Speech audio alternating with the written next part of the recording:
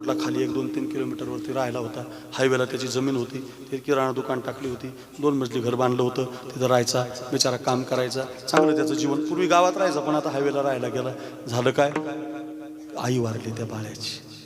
नव्हती जायला पाहिजे पण गेली. तर आई गेल्यावर सगळं रडायला लागला, दुःख करायला लागला. देवा, आई गेली माझी, प्रेमाचा सागर आटला, कोण माझ्या पाठीने हात फिरवणार, कोण मला आता प्रेमानं जीव घालणार. सारखं रडायचा, सारखं महाराज रडायचा, आई गेली, आई गेली, आई गेली. आता लय दुःख झालं. म्हणून गावातल्या त्या आईच्या वयाच्या ज्या मैत्रिणी होत्या ना, त्यांना माहिती झालं. त्या म्हटल्या, बाई, त्या आपल्या वस्तीवर बाळ्या राहत नाही का आपल्या गावातला, त्याची आई वारली म्हणतात बाई, लयच रडतो जणू, जेवणच करत नाही, उपोषण धरलं. त्या गावातल्या 10-5 म्हाताऱ्या एकत्रित आल्या. एक छोटा आप्पे रिक्षा भाड्यानं लावला माझ्याकडे. बघा, आप्पे रिक्षात म्हाताऱ्या बसल्या. आपल्याला वेळ कमी असल्यामुळे रिक्षा हायवेनं गेला. बाळूच्या घरी पोहोचला. वेळ कमी होती, कडी उघडली, बाळ्या आतमध्ये चटई टाकली बसायला. आणि म्हाताऱ्यांनी बाळ्याला समजून सांगायला सुरुवात केली, बाळ्या, तुझ्या आईनं आम्ही बरोबरच्या गावात नांदायला आलो होतो, बरोबरच कीर्तन ऐकायला जायचो, वडात झाडाला दोर बांधायचो, नागपंचमीचे गाणे म्हणायचो, दिवाळीचा सण करायचो. गेली बाबा पहिल्या गाडीने तुझी आई, वय झालं होतं बाबा, आज काय करतो, नाराज का राहतो. अरे आम्हाला आई समज ना, आम्ही तुझ्या आईसारख्या नाहीत का, आम्ही तुझ्या आईच्या वयाच्या नाहीत का, कर जेवण. लई बाळ्याला आनंद झाला. बाळ्या म्हटलं, आई गेली म्हणून काय झालं, गावातल्या एवढ्या माझ्या आई आहेत, 2 चपात्या दुधात चुरूनच हाणल्या त्यांनी, जेवलाच, मोकळाच झाला. उपोषण सुटलं, आनंद झाला, आईचं दुःख भरून निघालं. आनंदात आई गावात आला की कौसाबाई सगळ्या आईचं दर्शन घ्यायचं, खुश झाला. पण एवढ्यावर थांबलं नाही. 1 वर्षानं त्या बाळ्यावर संकट आलं. त्याची बहीण, एवढ्या लवकर जाऊ नये पण आपलं उदाहरण, बहीण वारली तर पुन्हा रडायला लागला. देवा, आई गेली होती जाऊ द्यायची, बहीण गेली, कोण मला राखी बांधणार, कोण मला गंध लावणार, कोण माझी भाऊबीज करणार, कोण माझं रक्षाबंधन करणार. काय केलं देवा, आई गेली होती, बहीण गेली, पुन्हा रडला. 5-7 दिवस जेवला नाही. पुन्हा गावात बातमी आली, त्याच्या बहिणीच्या वर्गातल्या ज्या पोरी होत्या ना, सकू ठकू मकू, त्यांना माहिती झालं. त्या पोरीनं तोच रिक्षा भाड्यानं लावला. रिक्षामध्ये बसल्या, वेळ कमी, पुन्हा बाळूच्या घरी गेल्या. बाळूचा जुगाडला, बसायला चटई टाकली, पुन्हा बोलायला सुरुवात झाली. बाळ्या, असं रडत असतात का रे, तुझी बहीण आम्ही संघच एका शाळेत, तुझी बहीण आम्ही संघच खो खो खेळायचो, तुझी बहीण आम्ही संघच कबड्डी खेळायचो, तुझी बहीण आम्ही एका डब्यात जेवायचो, तुझी बहीण आम्ही संघच कॉप्या करायचो, तुझी बहीण आमचं अभ्यास करायचो. पहिल्या गाडीने गेली बाबा तुझी बहीण, चांगलं नाही झालं बाळ्या, जाऊ द्या गाड्या, नाराज होऊ नको, राहू द्या, असं रडू नको. अरे आम्ही नाही का तुझ्या बहिणी, एक काम कर ना बाळ्या, आजपासून आम्हाला बहीण समज, आम्ही राखी बांधू तुला, इकडचा हात भरू, इकडचा हात भरू, करदोड्या 10-5 करदोडे देऊ तुला. काय रडतो. बाळ्याला पुन्हा आनंद झाला. काय झालं, बहीण गेली म्हणून. म्हटलं, गावातल्या पोरी माझ्या बहिणी झाल्या, 2-4 भाकरी आमटीत चुरून हाणल्या, खुश झाला. उपोषण सुटलं. बहिणीची जागा पोरीने भरून काढली, आईची जागा म्हाताऱ्याने भरून काढली. 2 वर्ष आनंदात गेली. पण 3ऱ्या वर्षी बाळ्याच्या जीवनावर 3रं संकट आलं. बाळ्याची बायकोच वारली. वाह, आता लई लवकर कळालं होतं मग, काय चटकून कळालं राव. वा वा वा. आता पुढचं सांगायची काही गरज नाही. बाळ्याची बायको वारली. 4 दिवस जेवला नाही, 6 दिवस जेवला नाही, 10 दिवस जेवला नाही. मागच्या बारीला 5व्याच दिवशी रिक्षा आलता, त्याच्या मागच्या बारीला 3ऱ्या दिवशी रिक्षा आलता. आता 12 दिवस झाले तरी रिक्षा येत नव्हता. बाळ्या लई वाट पाहत होता, पण रिक्षा काही येत नव्हता. एकही रिक्षा याय ना. आता कोणाची ताकद रिक्षा करून जायची, जाऊ द्या गेली मी. महाराज, जगाच्या पाठीवर एकच नातं आहे, ते म्हणजे पती आणि पत्नीचं. पत्नी संपली, नातं संपलं, पती संपला, नातं संपलं. महाराज म्हटले, देवा, तू आमचा पती आहे, तो वल्लभा मी कांतो ऐसा पडिये. त्याच्याशी नातं जोडलं संतांनी. तू आमचा पती आहे, तू आमचा नवरा आहे. राधा ही कृष्णाची पत्नी नाहीये, मीरा ही कृष्णाची पत्नी नाहीये, त्यांनी नातं जोडलं देवाशी. चिवीचिया जीवा, प्रेम भावाची भावा, तुझं वाचून केशवा अनु, असं नातं जोडावं लागतं. आणि असं नातं जोडलं की म्हणता येतं, जन्मालो त्याचे आजी फळ झाले साची. आपल्या भागाला छत्रपती शिवाजी महाराजांचे गड आहेत, एवढा चांगला समाज इथं जमलाय. एक 5 मिनिटं तुमचे मी घेणार आहे. संपत आलंय माझं कीर्तन. कधी 11:15 वाजले आपल्याला कळालं नाही, कधी 2 तास गेले कळालं नाही. एवढी 5 मिनिटाची कथा ऐका. झालंय माझं कीर्तन. सगळ्या तरुणांनी, सगळ्या मातांनी, सगळ्या पुरुषांनी घरी घेऊन जा. तानाजी, येसाजी, कोंडाजी, मुरारबाजी, माळी, कुणबी, धनगर, मराठा, ब्राह्मण सगळ्यांना घेतलं होतं राजांनी. हो, तोच खाली राजगड, त्या राजगडाच्या खाली तोरणागड, त्याच्या खाली राजांनी तोरण बांधलं होतं. हो, त्या पुणे जिल्ह्यातल्या भोर तालुक्यातल्या हो त्या रायरेश्वराच्या मंदिरात गेले होते. 400 पोरं हातामध्ये गुलाल घेऊन उभी होती आणि 400 पोरांनी भगवान शंकराच्या पिंडीवरती बेलमंडार फेकला आणि महाराष्ट्रात आवाज घुमला. हो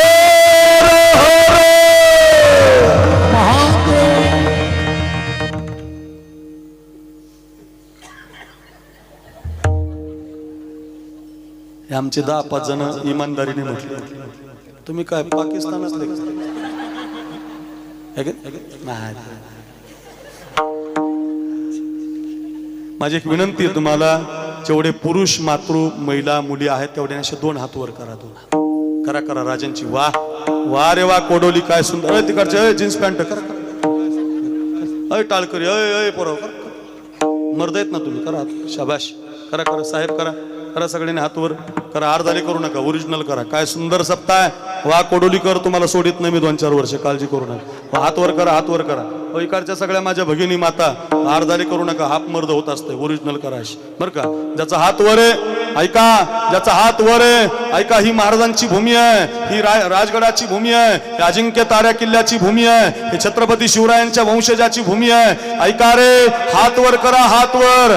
ज्याचा हात वर आहे मी हरर म्हणतो, तुम्ही सगळ्यांनी महादेव म्हणा. ज्याला आवाज आहे, ज्याला कंठ आहे त्याने महादेव म्हणा. माईकवाल्या सगट असा आवाज काढा. कळू द्या सातारा जिल्ह्याला, काय कोडोलीचा 33 वर्षाचा सप्ताह सुरू झालाय. काय ते महाराज, काय तो आवाज, काय ते कीर्तन. ऐका ऐका, हात वर करा. मी हरर म्हणतो, तुम्ही महादेव म्हणा. मी जय भवानी म्हणतो, तुम्ही जय शिवाजी म्हणा. असा आवाज काढा. कळू द्या महाराष्ट्राला काय सप्ताह चाललाय. बोला हो रे हो रे.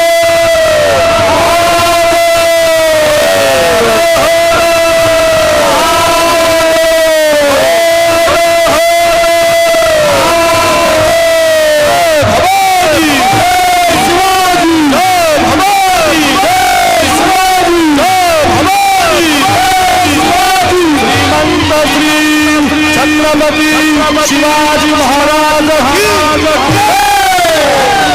श्री छत्रपती शिवाजी महाराज.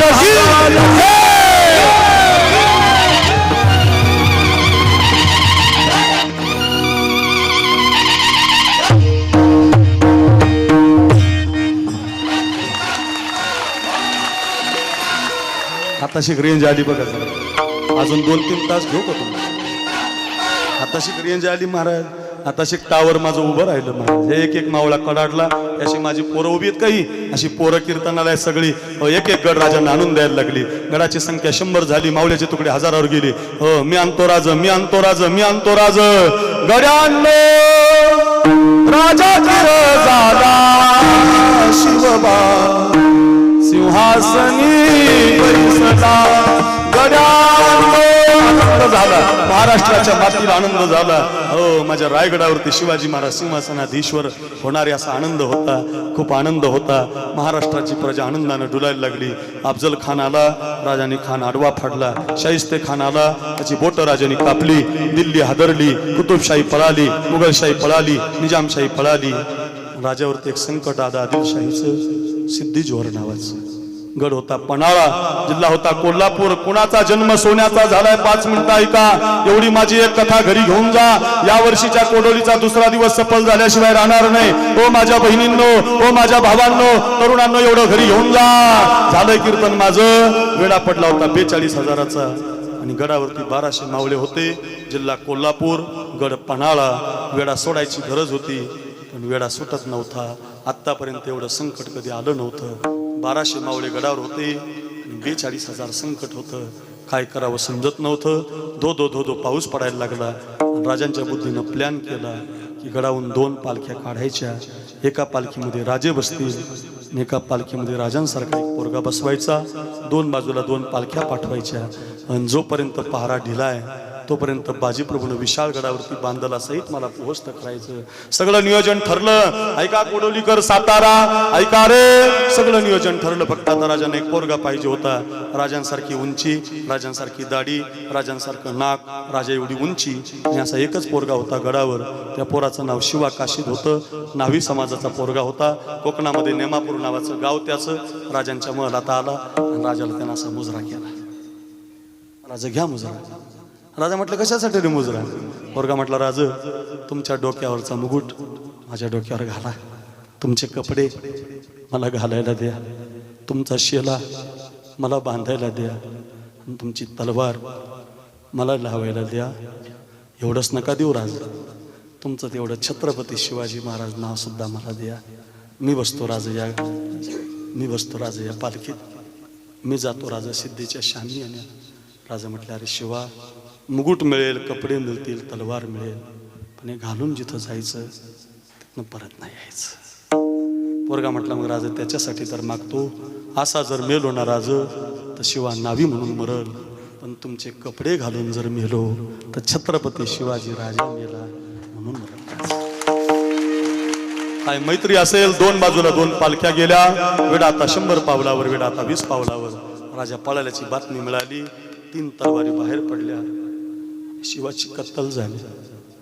त्याच्या एवढा दुर्भाग्य मृत्यू कोणाचा झाला नाही.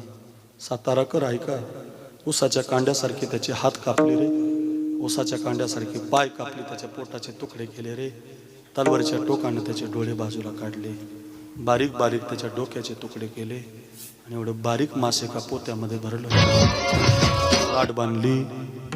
राजांना ते मांस सप्रेम भेट पाठवलं. ज्या दिवशी ते मांस गडावरती गेलं, राजाने पोत्याची गाठ सोडली आणि आपला जीवलग मित्र, त्या जीवलग मित्राचे बारीक बारीक तुकडे पाहिले आणि हंबरडा फोडून महाराज रडायला लागले. महाराज, राजा याचा विचार करत होते, त्याच्या बायकोला काय सांगू, याच्या आईला काय सांगू, माझ्यासारखा दिसत होता एवढाच गुन्हा या लेकराचा. ऐका रे, बारीक बारीक तुकड्याचं मांस पाहिलं, राजे रडत होते. मावळ्यांनी राजांचे डोळे पुसले. राजांनी त्या बाळाची माती तिथंच गडा, काय नाही, बारीक बाळ आहे, तुम्ही माझ्याकडे बघा. राजांनी त्या बाळाची माती त्याच गडावरती केली, त्याचा दशक्रियाविधी गडावरती केला, त्याचं गंगापूजन गडावरती केलं. अजून त्याच्या आईला माहिती नाही हो, अजून त्याच्या बायकोचं काय काय इतिहास आहे महाराजांचा. या माझ्या बहिणींनी, मुलींनी, तरुण पोरींनी शिका, या मुलांनी शिका. अरे काय मैत्री आहे, काय इतिहास आहे. मी अक्रूर महाराज साखरे नाव युट्यूबला टाका, 200 कीर्तन आहेत माझी, तानाजी, यसाजी, खूप कीर्तन. तुम्हाला वेळ लागेल माझ्या कीर्तनाचं. एकदा जर तुम्ही ऐकायला लागले ना, दुसरं तुम्ही काही ऐकणार नाही महाराज. एवढ्या संत कथा, एवढ्या शुरांच्या कथा सांगणारा मी महाराज आहे. 25 मे पर्यंत माझी रात्र रिकामी नाही. आमच्या सोमनाथ पाटलांच्यामुळं माझं तुमच्याकडे येण्याचा योग आला. आपल्या सगळ्यांच्या सरांनी खूप तारकी घेण्यासाठी प्रयत्न केला. जॅकेट घातलेली आमची सगळी कमिटी धावूनच लागली. अक्रूर महाराज पाहिजे, विशाल महाराज पाहिजे, पुरुषोत्तम पाटील पाहिजे, समाधान महाराज पाहिजे, शिवलीलाताई पाहिजे, रोहिणीताई पाहिजे. काय सप्ताह करताय तुम्ही, वा वा वा वा, छान छान. या सगळ्या मंडळीला धन्यवाद. असं ऐकलं पाहिजे ना. एवढे नवीन कीर्तनकार वेगवेगळं तुम्हाला देत आहेत, जरा घरी घेऊन जा. ऐकणारे ऐका ऐका, घरी घेऊन जा. आणि मग आता राजाने सगळे विधी केले आणि 20 दिवसानं त्यांनी मापूरच्या पाटलाला पत्र पाठवलं, पाटील उद्या दुपारी 12 वाजता आम्ही गावात येत आहोत, शिवाच्या आईला निरोप द्या की राजा तुमच्या घरी येणार आहेत. वाऱ्यासारखी बातमी त्या शिवाच्या आईला मिळाली, राजा येणार आहेत, राजा येणार आहेत. तिला वाटलं बाई राजा येणार म्हटल्यावर माझा पोरगा पण येणार. आईला काय होत, आईला वाटलं राजा येणार म्हटल्यावर माझा पोरगा पण येणार. इतका आनंद झाला, फार आनंद झाला. घर सारून काढलं हो तिनं, आंब्याच्या पानाचं तोरण बांधलं. फारच 2 मिनिटं लक्ष देऊन ऐका, जीवाचे कान करून ऐका, कोणी सांगणार नाही तुम्हाला. आंब्याच्या पानाचं तोरण बांधलं, घर सारून घेतलं, आपल्या ठेवणीतली 9वार साडी काढली आणि शिवाच्या बायकोला नेसायला दिली. सुनबाई साडी नेसा, कपाळभर कुंकू लावा, डोक्यावर पदर घ्या, आरतीचं ताट तयार करा, राजा येणार आहे, तुमचे मालक पण येणार आहेत. इतका आनंद झाला. त्याला वाटलं बाई 6 महिने झाले नवरा पाहिला नाही. मेकअप केलं, डोक्यावर पदर घेतला, कुणीतरी मैत्रिणीने कानातलं दिलं, कुणी गळ्यातलं दिलं. आणि गरीबाची पोर राजांची आरती करायला दरवाजात उभी राहिली. कुणी म्हणावं माझा जन्म सोन्याचा झाला, अरे कुणी म्हणावं आमचा जन्म सार्थकी लागला. घेऊन जा रे घरी एक कीर्तन, 1 वर्षभर ध्यानात ठेवा कोडोलीकर. आता ती पोरगी दरवाजात उभी होती. राजा आता मराठ्याच्या आळीला, राजा आता धनगराच्या आळीला, राजा आता नाव्याच्या आळीला, असं म्हणत म्हणत राजे पुढे येत होते. गाव शांत झालं होतं, कारण 10च मावळे होते. एवढे कमी मावळे कस काय आले? तेवढ्यामध्ये त्या पोरीनं असं गंधामध्ये बोट बुडवलं. राजांच्या कपाळी गंध लावायचा म्हणून ती पुढे सरकली. तेवढ्यात दरवाजातून आवाज आला, सुनबाई तुम्ही नका वाळू राजांना. मागं पाहिलं तर आवाज माझ्या सासूचा आहे. सुनबाई तुम्ही नका वाळू. दुसऱ्याच पोरीच्या हातात ताट दिलं, पाय आपल्यात पोरगी घरामध्ये निघून गेली. दुसऱ्याच पोरीने राजांना गंध लावला. राजे घरातल्या कांबरीवर येऊन बसले. गुळाचा खडा आणि पाण्याचा तांब्या दिला. आणि राजाने पहिला प्रश्न त्या आईला विचारला, आई का त्या मुलीला वाळू दिलं नाही? वाळू द्यायची की तिला, का तिला वाळू दिलं नाही? तर ती आई म्हटली, राजा ती शिवाची बायको आहे, चाललं असतं की मग वाळू द्यायचं. हो राजा ती शिवाची बायको आहे ना, चाललं असतं की मग का तिचा अपमान केला. आई म्हटली राज एखाद्या विधवा बाईने तुमच्यासारख्या राजाची आरती करू नये. राजाच्या हातातला तांब्याच खाली पडला. अजून सांगितलंच नाही मी आईला, हिचा मुलगा माझ्यासाठी गेला. या आईला कसं कळलं हिची सून विधवा झाली. आई म्हटली राज जगाला फसवताल जानता राजे, एक आईला नाही फसवू शकत. तुम्ही गावच्या वेशीला आला, मला वाटलं माझा पोरगा तुमच्या मागं भाला घेऊन. तुम्ही मराठ्याच्या आळीला आला, मला वाटलं माझा पोरगा तुमच्या मागं भाला घेऊन उभा आहे. तुम्ही आमच्या दारात आला, त्याची बायको तुम्हाला गंध लावायला आली, तरी माझा पोरगा मला दिसला नाही. माझ्या पोराची एकच इच्छा होती राजा, तुम्ही आमच्या घरी यावं, त्याच्या बायकोने तुमची आरती करून तुम्हाला घरात घ्यावं आणि माझ्या हातची पुरणाची पोळी तुम्हाला खायला मिळावी. याच्या पलीकडे माझा पोरगा त्याच्यासाठीच तुमच्याकडे काम करत होता. आज तुम्ही हजर आहेत, त्याची बायको तुम्हाला गंध लावायला हजर आहे, माझा पोरगा नाही. माझा पोरगा जर जिवंत असताना राज तर तुमच्या आधी 1 तास गावामध्ये आला असता राज, सगळ्या गावात नाचला असता राज, आणि नाचून म्हणला असता आई राजा आलंय राज, आई राजा आलंय ग राज, आई आपल्या घरी राजा आलंय ग, आई राजा आलंय ग राज, आई राजा आलंय ग. ज्या अर्थी तुम्ही येताय माझा पोरगा येत नाही, त्या अर्थी माझा पोरगा आता राहिला नाही. सगळं घर रडायला लागलं, सगळं गाव रडायला लागलं, सगळं कुटुंब रडायला लागलं. सोन्यानं चांदीनं भरली ताट घरामध्ये आली आणि ती आई म्हटली राजा नको हे मला, काय देऊ आहे तुम्हाला, तुमच्या बाळानं माझ्यासाठी प्राण दिला, माझ्यासारखा दिसत होता, एवढाच त्याचा गुन्हा, काय देऊ तुम्हाला. अरे कुणी म्हणावं आमचा जन्म सोन्याचा झाला ऐका. ती आई म्हटली राजा एकच द्या मला, आतापर्यंत प्रत्येक बैल पोळ्याला, शिमग्याला, पाडव्याला, दिवाळीला माझा पोरगा घरी यायचा, माझ्या आजची पुरणाची पोळी खायचा, माझ्या बैला गाईला पुरणाची पोळी खाऊ घालायचा. मला आता पोरगा नाही राहिला, मला एकच द्या राज, इथून पुढे तुम्ही तेवढं माझ्या घरी येत जा, माझ्या आजची पुरणाची पोळी खात जा, माझ्या बैला गाईला तुम्हीच पुरणाची पोळी खाऊ घालत जा. राजाने डोळे पुसले आणि राजा म्हटले आई तुम्ही मला हे मागितलं ना आज, जोपर्यंत माझ्या हृदयात श्वास आहे तोपर्यंत तुमच्याच हातची पोळी खायला येईल.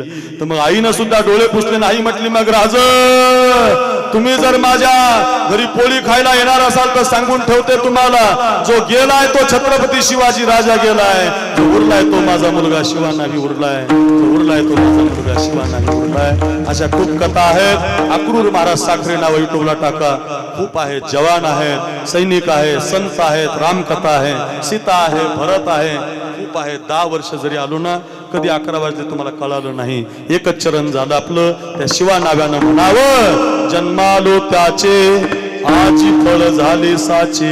एक चरणाचे 11 वाजले, पुढचे चरण पुढच्या वर्षी. विठोबा रघुमाई जय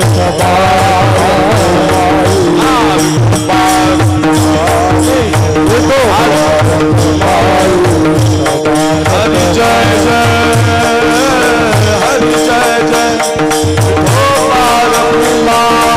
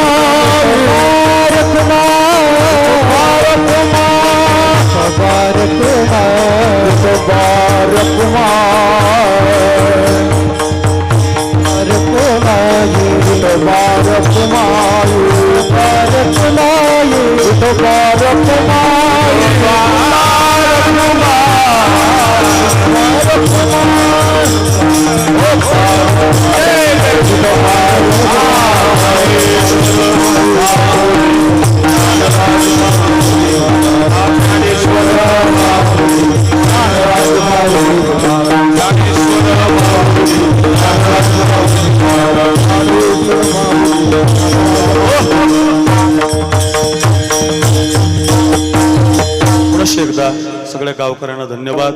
सगळ्या कार्यकर्त्यांना बरं का, ज्येष्ठ असतील, वयोवृद्ध असतील, तरुण असतील, जेवढी मंडळी आहेत सौजन्य देणारी, इथं काय वर्गणी घरी जाऊन मागितली जात नाही, तुमच्या मनानं वर्गणी देणारी, सगळ्यांना धन्यवाद. आणि सगळ्यांनी असाच सप्ताह जोमात करा.